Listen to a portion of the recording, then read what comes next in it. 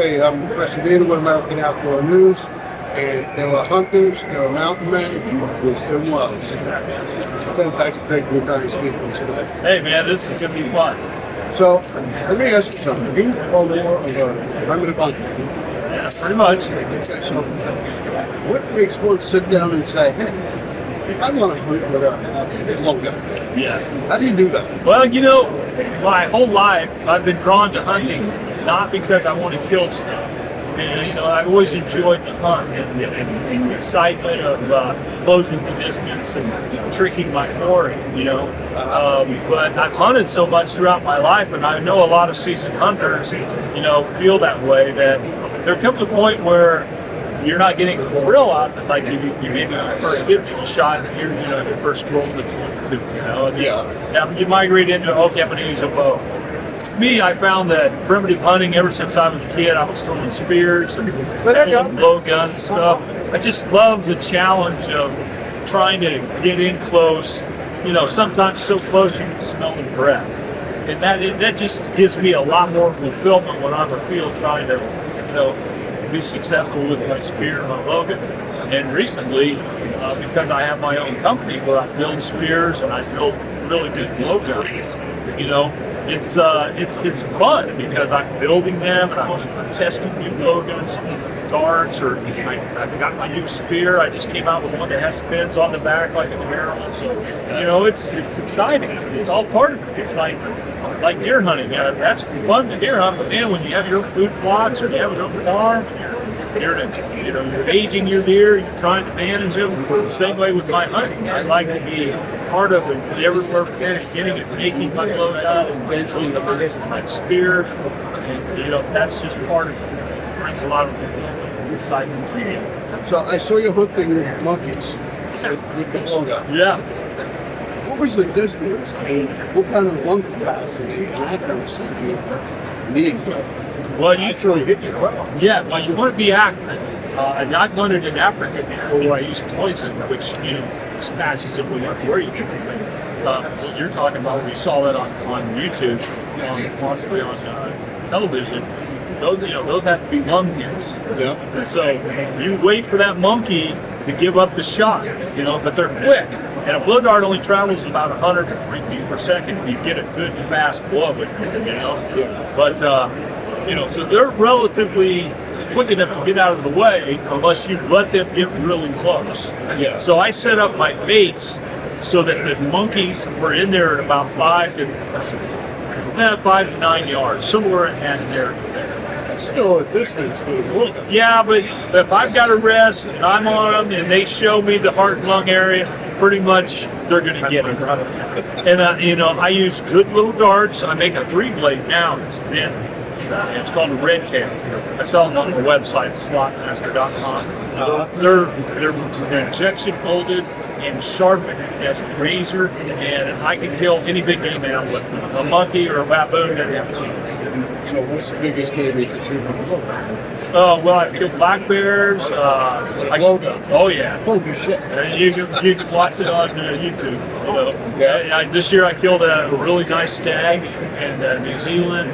Killed some whitetails. Killed a beautiful mule deer in Mexico last year, or the year before last. And you know, anything you can get within range that's showing its vitals, you put a razor dart in it. If somebody shoots me right through here and out the backside with my razor dart, I got about 15, 20 seconds to say my goodbyes, because that thing can take down big game. So it's illegal in all 50 states? No, not big game animals. Like you usually look at Alaska, Hawaii, most of Texas. When you can't use it on whitetail down there, you use it on all exotics. Yeah. Of course, you can hunt all hogs. Africa, you can use it on everything. You know, it just depends where you're at. It's like anything. If you're in a blue state in the United States, chances are you won't be able to use nothing. I'm in a blue state. Okay, well, if it's a red state, it's likely that you can hunt small game with my blowguns. You know? So, spear hunting. How'd that come about? I mean, I've been throwing You spears. caught a lot of flack for that, didn't you? I don't care what they say about me. They've been saying that about me since I was growing up, so I don't know. I'm not out to impress anybody. And they hate me for it. But you know what? A spear is the most ethical weapon you can use in the hunting industry right now. You say, what? Yeah.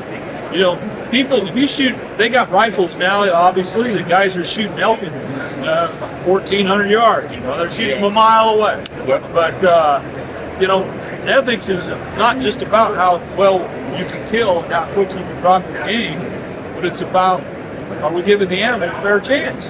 Yeah. But when you got a spear in your hand, that animal's got the most fair chance in the world.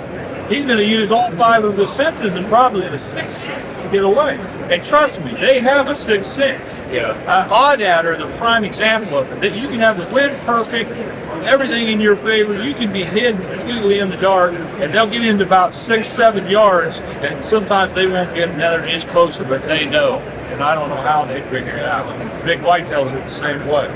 With a spear, you got to get him close to kill him. Now the great thing about a spear is, if I slip up and throw it and it hits him back too far, like in the stomach, or he whirls to run and it goes through his hips or his butt or up through his shoulder and neck, that spear is so big and so sharp that when it goes in his body and he takes off running and that big 6-7 foot long pole is moving on him, it takes him out and away. I speared Cape Buffalo in Africa. I speared a couple this year with it. I speared all the big game animals and never lose. I speared a buffalo the other day after I was filling my freezer. 60 seconds, that buffalo was dead out there on the prairie, still dead. And I've seen guys hammer on the 300 bags, you know, and not get those bulls to go down. That spear takes them out every time. It's one of the first ways that mankind want to hunt. Absolutely, man. There's not a more ethical, traditional way to harvest game than with a spear. But if you're hungry, you might need a rifle. So why isn't it widely used? Well, I think that's changing. That's changing because a lot of people are buying spears now. They go to my website. I make the best spears in the world. They buy lots of them. And I can see the chart going up higher and higher. Now there's other states making legal even spear whitetails in Nebraska. It looks like that Arkansas is going to make it legal this year in Arkansas for bears and deer. And when they do that, you can bait down there, which exponentially makes it easier to spear an animal. So I'm very excited about it. You can spear in Texas, you can spear in Hawaii, spear all the big game animals in Alaska. There's a few great states left that we can live men are men and we can hunt as our ancestors did or our forefathers. And so I appreciate those states that are, you know, willing to fuck the crybabies out there and the liberals that are trying to take them from us. Yeah. And they stand by their code and let us hunt like we do. So what do we need to do to make it more widely accepted in the United States? You know, you've all heard it before. If you need to change something, you've got to call your state rep. You know, you got to ask your game fishing director, why can't we spear hunt? You know, what do we have against spear hunting? It's the most ethical means there is. So why can't I hunt big game animals? Yeah. You know, spear hunting would benefit every game and fish. Arizona, for example, if you live in a good spot in Arizona where there's big bull elk, you wait sometimes 15 years to draw a tag. That's because the game and fish are trying to manage the resource and get as many people access with as limited amount of kill as possible. Because if they let everybody hunt, they'll kill all the elk. There won't be none left in that unit. But if they would allow us to spear hunt, the success rate by spear hunters would be less than 4% probably. Yep. And so, which would allow numerous more people to go elk hunting. I know personally that I would rather sit in the trees for 15 years and kill one elk than to not be allowed to hunt at all. Hunting is about listening to the bulls in the timber hugely, seeing all the other creatures, being in the wild, being part of nature. It's not about drawing blood. That's an end result. And if they let us spear hunt in these states, the game and fish could raise tons more money, not hurt the resource, and give guys the opportunity to hunt elk. Yep. They may not kill many of them, but who cares? It's their option. If they want to give, you know, $1,100 to come to Arizona and hunt a big bull, knowing that they're going to have a spear in their hand, it's going to be tough. That's the choice. That's the challenge. And so it makes no sense to me why any state would make it illegal to use a spear. It's sad, it's a travesty, and I beg for, anyone that has any kind of influence out there with your state reps or with your fishing game to speak up. And if you're on the fishing game board, and you feel that I may be talking about something that makes sense, hey, give me a call. I'd be happy to fly out to your state and talk to your game and fish as I have with other folks, and give you the real facts about your. So you had an incident where you actually speak yourself. Yeah, I dropped it. Well, I didn't really spear myself. I had my spear in a tree, razor sharp, and my camera dropped out and fell on the ground. I was halfway down the tree and I slipped on a branch. Well, I forgot to secure my spear. It'd be like putting your 12 gauge up there with a slug in it pointing down and not securing your gun and flying them down. Yeah. But when I shook that tree, I shook my spear loose. And it came down and it went into my thigh. So that was a pretty long day. How'd you get out of there? I had my camera up at the top of the tree and my water, but I couldn't move my leg. I pulled the spear out and I had to stop the bleed, and that was a nightmare. I couldn't climb back up the tree to get my radio, so I had to wait till dark till my PAs come looking for me. Wow. And I kept my composure, thank goodness, and looked through it. It could have went either way. You turned over. Excuse me. Yep, that was quite a deal. But yeah, I love spear hunting, and I sure look forward to doing it over and over and over. Angie says she's a better spear hunter. Yeah, she says a lot of things. Angie actually is probably one of the best spear hunters in the world. She is patient, is extremely accurate.